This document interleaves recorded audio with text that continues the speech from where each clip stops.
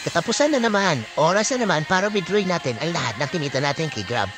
Ngayong month of June, hindi nga pala ganun kalaki ang kinita natin kay Grab.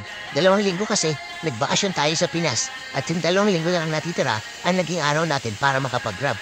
At sa loob ng 2 linggo, umabot lang sa total na 6 na araw ako nakapag-Grab. Buti na lang talaga, etong 2 linggo na to ay malakas pa rin ang order na nakuha natin kay Grab. Hindi pa rin tayo pinabayaan ni Lord at biniles pa rin tayo ng maraming orders. Simula nga pala Thursday hanggang Saturday, puro reklamo na yung mga full-time riders dahil bumaba na ang dami ng order na nakukuha nila. Samahan pa ng balita na i-implement na ni Grab ang CPF at dahil doon, mababawasan ito natin ng 20% every month.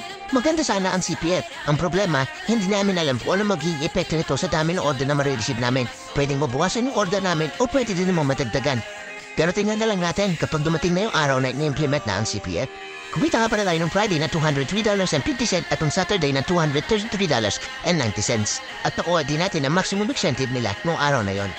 At ito na nga pala ang tinida natin sa buwan na to, $1,785.45.